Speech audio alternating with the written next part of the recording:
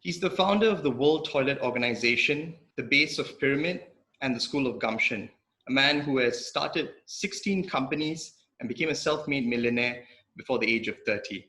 He's a man well known as a troublemaker and very dearly loved by many Singaporeans and all around the world, in fact. My guest today is Mr. Jack Sim. Jack, welcome to Inconvenient Questions. Thank you very much. Thank you so much for being here. So without further ado, let's kick it right off, right? You've been someone who's been a strong advocate for education reform. With the fourth industrial revolution, you have talked about how we need to pivot towards softer skills and away from rote learning. Now, you talk about this dichotomy in the sense that job seeking versus job creating. I believe that's the distinction you make, right? Do you believe, could you tell us a bit more about this distinction, and if you believe that the Singapore education system still perpetuates this employee/job seeking mindset? Yes, I think in the future, entrepreneurship must be a basic course for everybody. Of course, you will not be able to get everybody to be an entrepreneur, but the entrepreneurial spirit can be also used as intrapreneur inside an organization. And every day that we're dealing with people, we need entrepreneurial skill. The strange thing in our school is that it is still examination and marks orientated. Mm-hmm. And myself, I failed this system. And when I was at O-level, I got nothing. So I couldn't go further to higher education. But it didn't say that I'm a failure. Eventually, I get to do business and then to do social work successfully. So how can a system fail a person who have other talents than academic qualities, right? So you're saying that there are many paths to success, right? And that it's not just grade oriented. Do you still feel that the Singapore education pushes that message that very much qualifications is all that matters? If qualification was not important, we would have killed the $2 billion tuition industry. Because it makes no sense that you go to school and the school is actually not enough. Then you got to go to night school and weekend school just to learn more than what the teacher teach you. What does that look like in a classroom, right? I went through the Singapore public education system where one of the main pedagogies that was used was this thing called PBL, problem-based learning, right? And I believe you've also you've painted something similar to this, right? Giving the kids a problem or a scenario, letting them sort of be consultative, discuss the problem, and then discover the solution or the option. And that's kind of what you're saying will help to develop these other softer skills. Don't we already do that? Isn't our polytechnic, our vocational institutions famous worldwide for perpetuating this pedagogy and using that? The difficulty with the teachers and principals is that they have to deliver something measurable. Whereas the future, robots, algorithm, and automation are going to replace the human labor. And capital is now larger than labor, right? You can use money to buy robots. The human being of the future in fourth industrial revolution is the human skill. That means if a human can control algorithm, can manage automation, can take over the robot, it is because the robot is his servant and not his replacement. And that means he has to think the things that the robots can't do. He cannot think linear, he cannot think specific, calculation, memory, all these things the robots can do perfect, and you can't. Some people are businessmen, some people are artists, some people are a mathematician, but they are actually everything. They know a bit.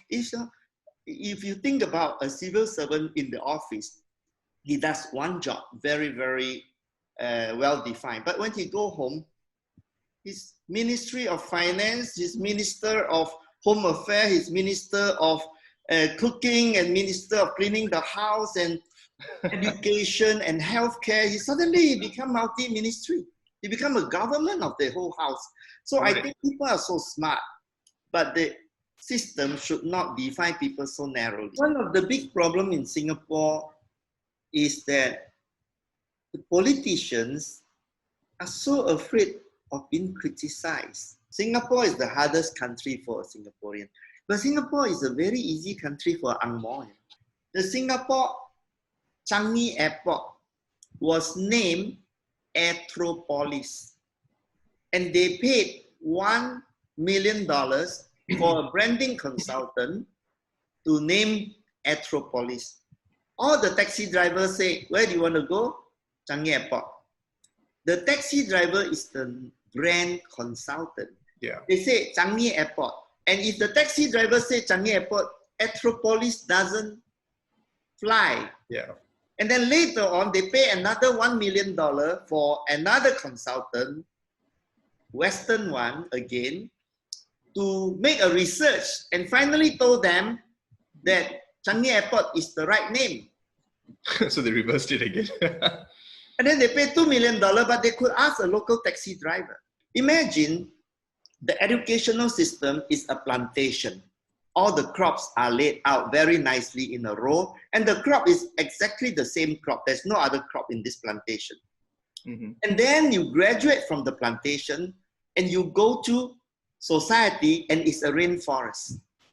And now, look at the rainforest, it looks very chaotic. The plants are growing all by themselves. There are animals, there are danger, but the rainforest is a higher level of ecosystem than a plantation. Can the child not have a plantation mentality when he goes to the rainforest? We've known about this issue for very long, that, this is what the future is going to look like, that our students are not equipped with the skills or the softer skills to adapt to this rainforest as you've painted it. So where is the impediment, and how can we reframe the message such that lawmakers and change makers take more notice of this to start changing things now? You see, a child is very intelligent. Then the school make him not creative, right? So what you do is you let the child be open-minded, be fearless, be commonsensical, and not to put them in 4-box matrices to say, think about SWOT analysis, Michael Porter 5 forces, and 7 habits of successful people and all that. Don't do this. Don't feed them with 7 this and 3 that and 5 that. You go to this Cackrell and Times rating. They are arcade rating. It doesn't count anymore. In the future, it's whatever it takes. And the child has to know that he actually has a lot of space. After a while, you start to realize that these are very brave people that open up new way of thinking and new horizons. And we need appreciate the Mavericks is what you're saying. Let them be fearless. In Singapore, the Mavericks are ignored and avoided.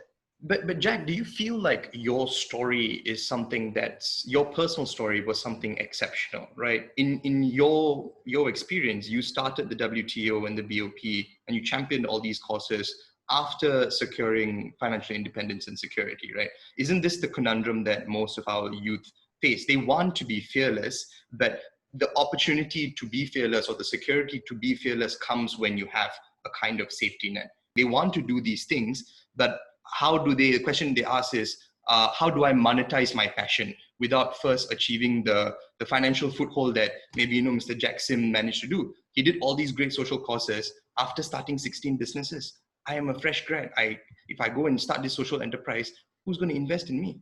It is when you have nothing to lose that your entrepreneurial spirit comes up. And if you have something to lose, then the entrepreneurial spirit go down. So let's say you have a degree and your something to lose is a job that pays you $3,000-4,000 at least, maybe 5. So you don't want to lose that, so you don't do business. But today you have COVID, so you don't have that job. Suddenly, you have to be entrepreneurial. And necessity is the mother of invention. And today, the necessity is to be a job creator and not a job seeker, because there's no job. When you talk about increasing the value add for these 4 billion people, as either suppliers or consumers that they need to be formalized into the market. What are you referring to? Are you referring to equipping them with, infrastructure, the skills, the right technologies? Are you talking about vertically integrating them with the supply chain or the value chain? And, because when you think about these things, they're definitely going to be met with resistance from the existing franchises, the existing suppliers, existing government lobbies and legislations that exclude them, right? So what is this value add? When you say move from chili to chili sauce, how does that move work? So a farmer actually produce the main ingredient. If you drink coffee at Starbucks, it's $5.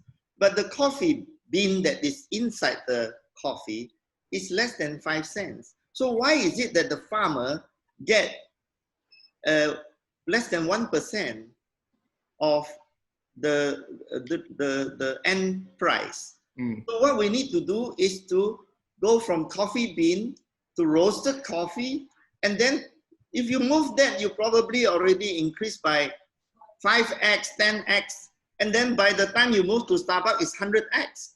So if you do chili to chili sauce, it's maybe about 50x. So a lot of the farm producers are actually underpriced because the pricing goes to all this branding, bottling, distribution costs, and then you can now sell on internet direct. So people today buy product as well as stories. Earlier, when you said that the future for the youth is to find the gaps in the market, to create jobs in spaces or markets that never existed before, isn't that basically what middlemen or middle companies do? For example, I find that there's a gap in marketing this particular thing, or I find there's a gap in digitally upgrading this thing. And so part of that is to enter the supply chain in the middle. If every primary supplier becomes an end-to-end service provider, where are the gaps for the new workforce to come and plug in, or the new entrepreneurs to come and plug in? No, the problem is that the money goes to big company. The money goes to Unilever, Kraft Food, and all these big companies. And they take a lot of money and they pay their manager $500,000 a year, no problem. A lot of them earn $200,000-300,000 a year. Now they are buying from the guys who are paid $2 a day. And that's not fair. So the reality is that you can actually create cooperatives where everybody in the entire supply chain, from the factory worker to the farmer to the end price, even the consumer, is part of the business, and they get a share of the price. And if you were to do that, you have a very fair distribution of wealth. Plus, people like it because today the young people, they love to buy the stories behind the product. That's a system, yeah. They want that. Why are we celebrating billionaires? Because they give us our inferiority complex. Right. We don't want that. We should not surrender our inferiority complex to their superiority complex. By the way, superiority complex is a manifestation of extreme inferiority complex. Because if you're comfortable with yourself, you do not need to show off. Right. So what we need to do is to redefine a billionaire as one that improved the life of a billion people. So Jack, just to take that tangent on insecurity, right? I'm a millennial myself, right? The future of the workforce, as you've talked about, is going to be populated by millennials and Zoomers.